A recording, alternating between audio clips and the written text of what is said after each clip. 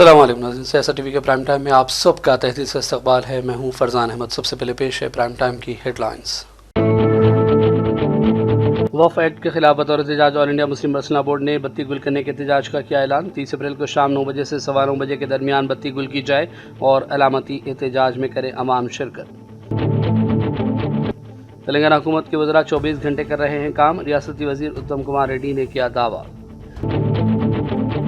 BRS party Telangana में दोबारा इख्तियार में आएगी। वरंगल में सिल्वर जुबली पब्लिक मीटिंग में बड़े पैमाने पर लोगों की शिरकत काबिल तारीफ। KTR का अवाम से इजहार तशक्कुर। तेलंगाना हुकूमत ने नए DGP के तखर्रुज के लिए 8 सीनियर IPS अफसरान के नाम यूनियन पब्लिक सर्विस कमीशन को भेज दिए। कमिश्नर पुलिस हैदराबाद CV आनंद का नाम भी ज़ेर गौर। कांग्रेस सदर मल्लिकार्जुन खड़गे और लोकसभा में अपोजिशन लीडर राहुल गांधी ने वज़ीर आज़म मोदी को लिखा मकतूब। पहलगाम दहशतगर्दाना हमले से पैदा हुई सूरत हाल पर बहस के लिए पार्लियामेंट का खुसूसी इजलास तलब करने की अपील। और गाज़ा के खान यूनुस इलाके में बेघर लोगों के खैमों पर इसराइली बमबारी। 3 बच्चों समेत कम से कम 5 फ़लस्तीनियों की शहादत, मुताअद्दिद दीगर हुए ज़ख्मी। हेडलाइंस आपने देखी और पेश खबरों की तफसील। शुरुआत करेंगे बड़ी खबरों से। वक्फ एक्ट के खिलाफ बतौर एहतजाज all India Muslim personal board ने बत्ती गुल एहतजाज का ऐलान किया है। 30 अप्रैल को शाम 9 बजे से 9:15 बजे के दरमियान अपने घरों और तिजारती मराकज़ की बत्ती गुल की जाए और अलामती एहतजाज में शिरकत की जाए।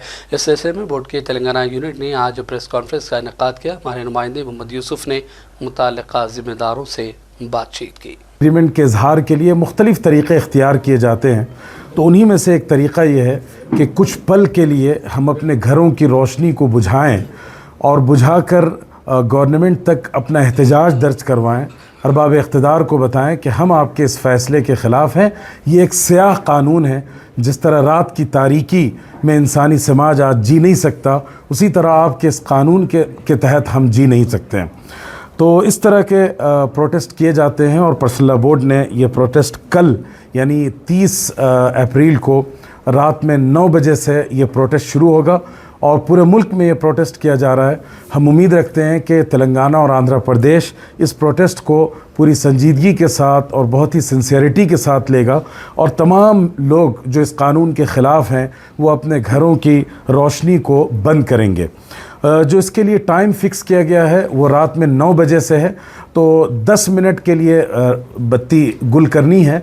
9 बजे से लेकर 9:15 तक का टाइम है। कोई देर सवेर भी हो जाए तो 9:15 तक ये बत्ती गुल का एहतजाज हम दर्ज कराएंगे। इसमें एक बहुत अहम बात यह है कि हम मसाजिद कमेटी से और मस्जिदों के अइम्मा और वहाँ के ज़िम्मेदारान से ये दरख्वास्त करते हैं कि आप लोग इस प्रोटेस्ट को लीड करें अपने इलाके में। इसके लिए जुमा में इसके लिए कल असर की नमाज़ में और मगरिब की नमाज़ में, इसी तरह इशा की नमाज़ के बाद बाज़ाब्ता रिपीटेडली ऐलान किया जाए ताकि लोगों के अंदर अवेयरनेस पैदा हो और वो सब के सब इसमें पार्टिसिपेट करें। इसी के साथ एक बहुत अहम मैसेज मैं देना चाहता हूँ, वो ये है कि देखिए, हमारा कोई भी एहतजाज ऐसा नहीं होना चाहिए जिसमें किसी तरह का इंसानी नुकसान हो या इंसानों को तकलीफ़ और अज़ियत हो। इसलिए हम लोगों ने ये बात तय की है कि जो हॉस्पिटल्स हैं, मेडिकल सेंटर्स हैं, उनसे हम ये डिमांड नहीं करेंगे कि वो अपने घरों की बत्ती गुल करें, इसलिए कि हॉस्पिटल में इमरजेंसी सर्विसेज की ज़रूरत होती है।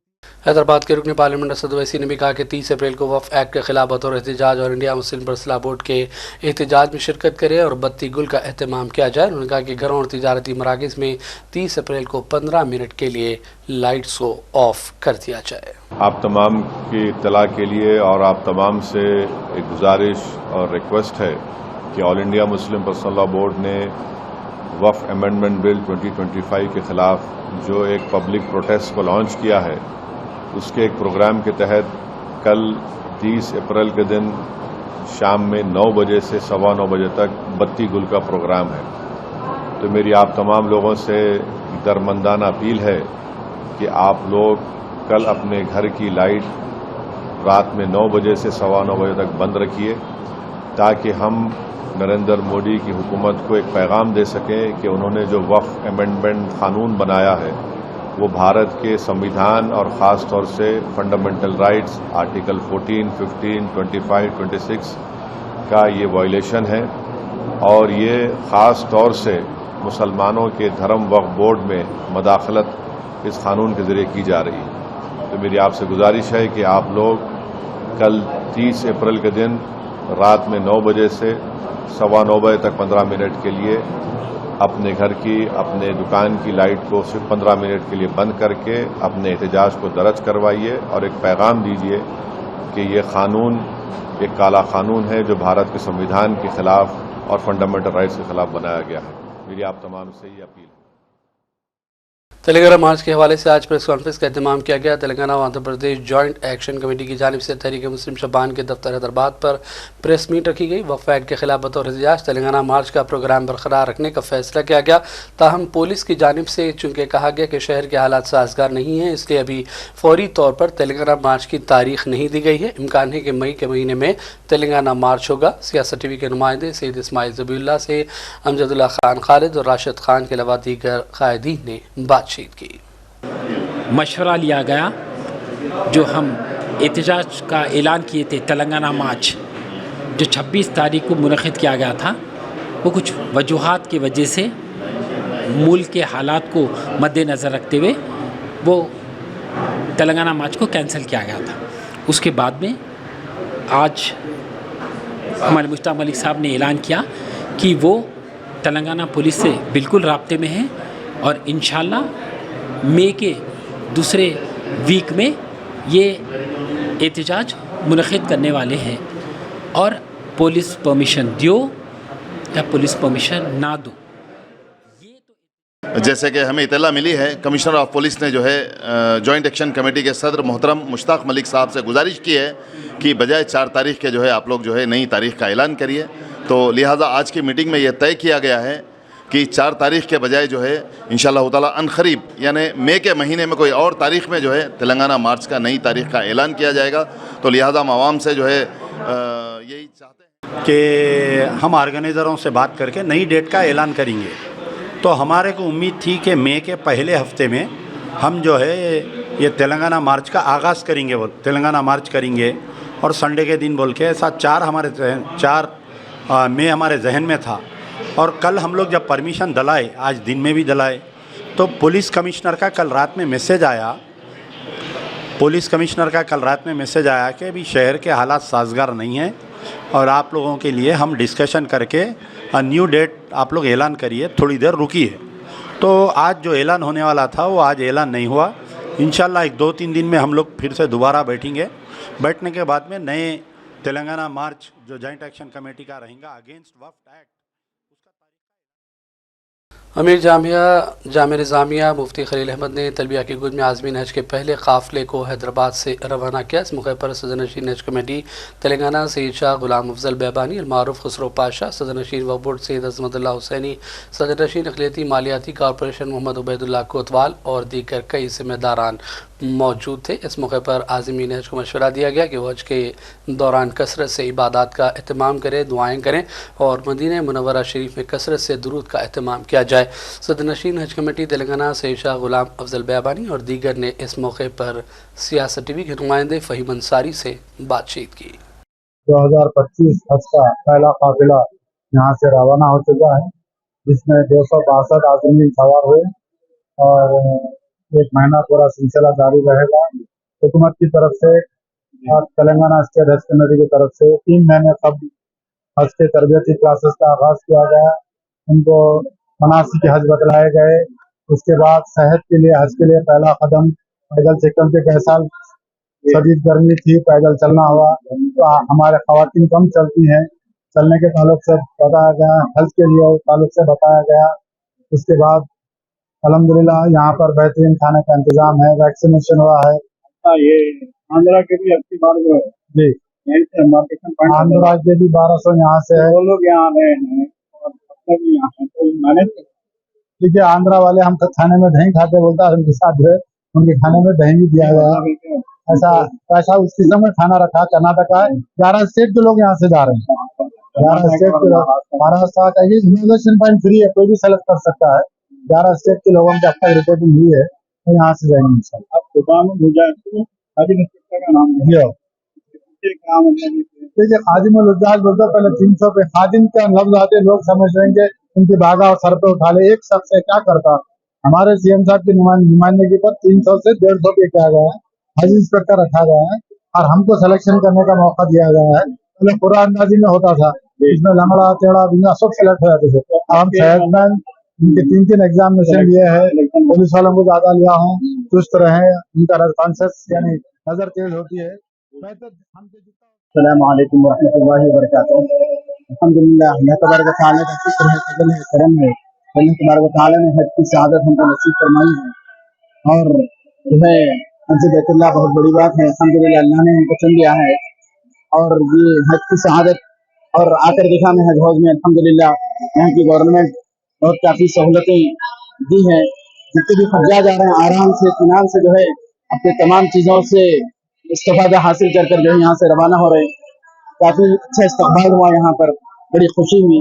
अल्लाह तबारक व तआला इस हुकूमत को कायम दायम रखे और हमारे जितने भी हुज्जाज किराम हज के लिए जा रहे हैं, अल्लाह तबारक व तआला इनके हज को कबूल फरमाए, आफियत के साथ, खैरियत के साथ, और हमारे इस इलाके के लिए, सूबे के लिए जो है दुआ करने की तौफीक अता फरमाए। और मैं हज कमेटी तेलंगाना की जो है तारीफ करूंगा कि बहुत अच्छे इंतजाम जो है तेलंगाना हज कमेटी ने किया है। और इस मरतबा जो पहला कदम के उन्वान से जो प्रोग्राम जो है रखा गया है, यानी जिसमें हाजियों को वॉकिंग की जो प्रैक्टिस करवाई गई है, मैं समझता हूँ कि सारे हिंदुस्तान में तेलंगाना एक वाहिद स्टेट है जिसमें जो इस तरह का जो प्रोग्राम रखा गया है। और जो है इसके लिए मैं जो खुसरो पाशा और तमाम जितने भी हज कमेटी के जो मेम्बरान हैं, मैं जो है उनको मुबारकबाद देना चाहूंगा कि बहुत अच्छा जो है प्रोग्राम उन्होंने। और इस दौरान आज़मीन हज का पहला हिंदुस्तानी काफ़िला सऊदी अरब के शहर मदीना मुनव्वरा शरीफ पहुँच गया है, जहाँ मुताल्लिक़ा हुकाम ने उनका इस मौके पर शानदार इस्तकबाल किया। आइए देखते हैं ये मनाज़िर।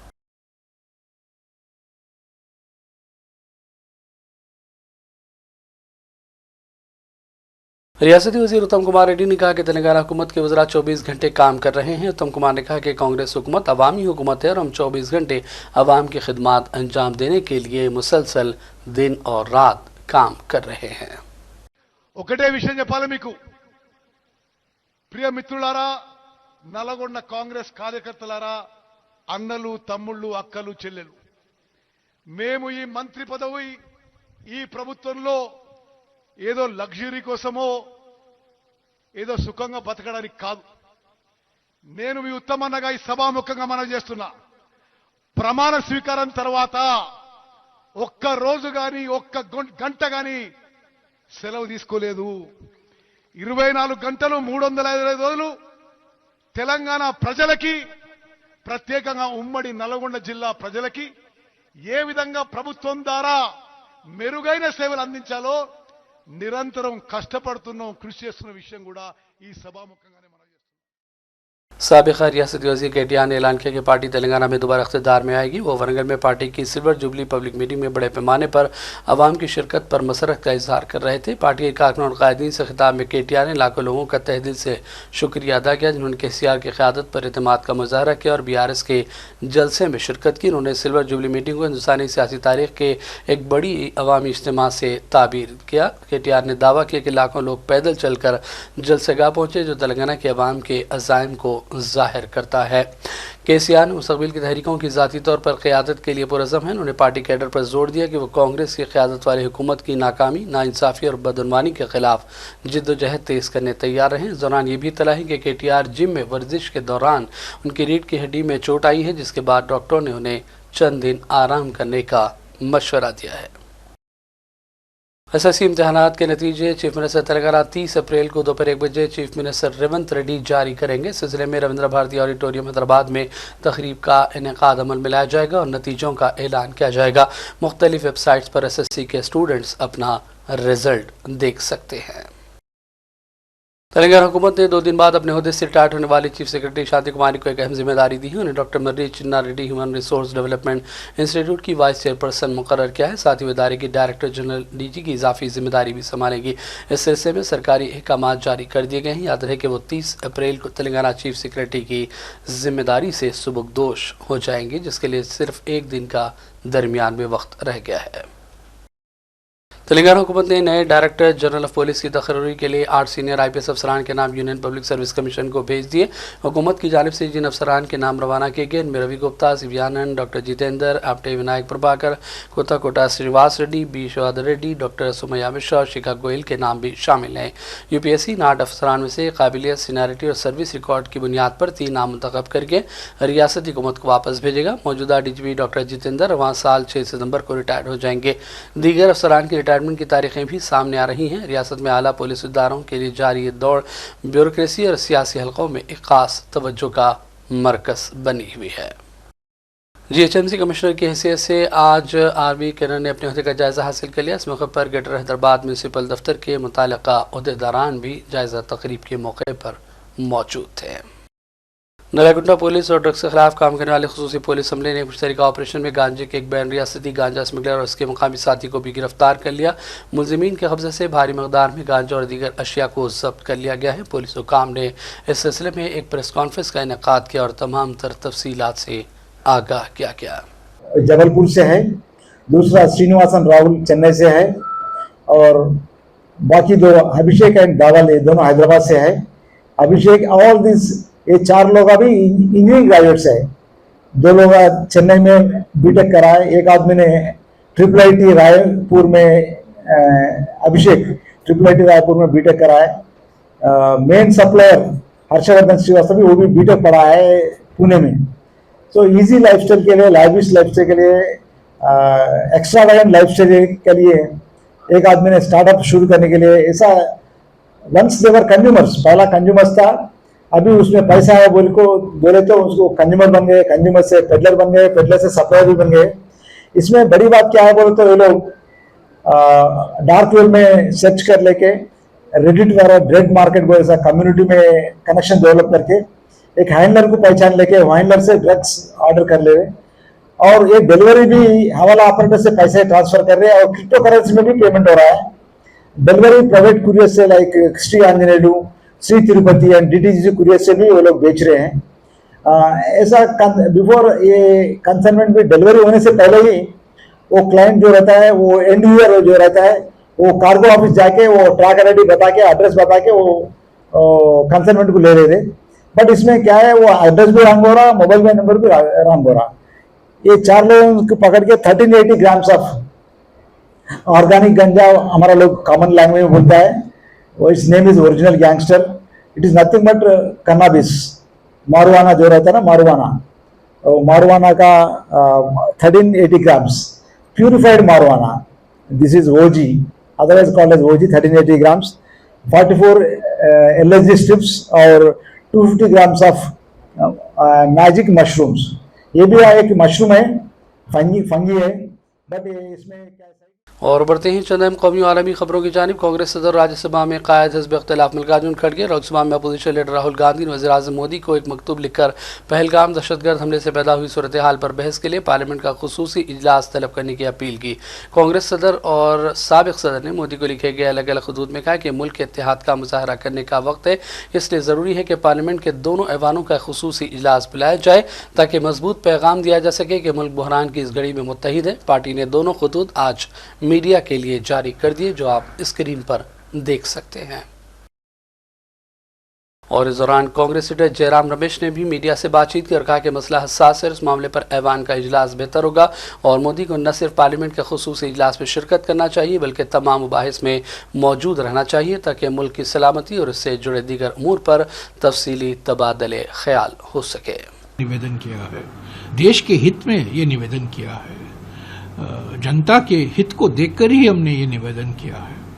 तो ऐसे राजनीति टोका टोकी के लिए हमने नहीं निवेदन किया है। इसमें बहस हो, जिम्मेदारी सी बहस हो, चर्चा हो, प्रधानमंत्री सरकार विपक्ष को विश्वास में लें, अपनी जो नीतियां हैं जो वो बता सकते हैं वो बताएं। और जैसा कि मैंने कहा, एक प्रस्ताव पारित किया जाए, एक सामूहिक संकल्प प्रस्ताव पारित किया जाए। कई बार पहले हुए हैं, ऐसा नहीं है कि विशेष सत्र नहीं बुलाए गए हैं, विशेष सत्र बुलाए गए हैं। और हम उम्मीद करते हैं कि प्रधानमंत्री खुद मौजूद होंगे, खुद बोलेंगे। हालांकि चुनावी भाषण में जाके बोलना, दोनों भाषा में बोलना वो अलग बात है, पर पार्लियामेंट में बोलना वो अलग बात है, अपना ही एक सम्मान है, गरिमा है पार्लियामेंट का। इसलिए ट्वीट आया कि गायब है प्रधानमंत्री। ठीक, वो प्रधानमंत्री देखिए सर्वदलीय बैठक में तो नहीं थे। हमने 22 तारीख को ही मांग की थी, खड़गे जी ने मांग की थी, राहुल जी ने मांग की थी, मैंने मांग किया था कि सर्वदलीय बैठक बुलाया जाए प्रधानमंत्री के नेतृत्व में। प्रधानमंत्री नहीं, हालांकि प्रधानमंत्री आए 24 तारीख को वापस और बिहार में चुनावी भाषण देने के लिए चले गए। चुनावी भाषण के लिए वक्त है उनको, पर सर्वदलीय बैठक में आने के लिए उनके लिए मौका नहीं, वक्त नहीं है क्या, दिलचस्पी नहीं है क्या? तो और उन्होंने वो मान लिया है, वो नॉन बायोलॉजिकल नहीं है। उन्होंने कह दिया है कि मैं भी ह्यूमन हूं, मैं भी एक इंसान हूं। तो आए लोकसभा में, राज्यसभा में बहस में भाग लें, नेतृत्व करें, हमें अवगत कराएं। कांग्रेस लीडर राहुल गांधी ने आज अपने पार्लिमानी हल्के रायबरेली का दौरा किया। इस दौरान उन्होंने वैसाखा फैक्ट्री में 2 मेगावाट की सलाहियत वाले एटम सोलार रूफ प्लांट और एटम इलेक्ट्रिक चार्जिंग स्टेशन का इफ्तिताह किया। राहुल गांधी ने इस मौके पर फैक्ट्री जाने के दौरान चौराहे पर अपने कारकुनों से भी मुलाकातें की। राहुल गांधी का दौरा 2 दिनों पर मुश्तमिल है, जिसमें वो गुज़िश्ता इजलास में ज़ेर बहस आने वाले मसाइल पर भी गौर करेंगे। पार्टी कारकुनों से मुलाकातें और दीगर प्रोग्राम्स राहुल के दौरे का एजेंडा है। राहुल ने ऑफिस बेरर्स से भी आज मीटिंग की। इस दौरान पुलिस ने राहुल के दौरे के हवाले से सख्त सिक्योरिटी इंतजाम किए हैं। और बात करेंगे अर्ज़ फ़लस्तीन की। गाज़ा के खान यूनिस इलाके में बेघर लोगों के खैमों पर इसराइल ने बदतरीन बमबारी की। 3 बच्चों समेत कम से कम 5 अफराद एक ही हमले में शहीद और 40 से ज़्यादा ज़ख्मी हुए।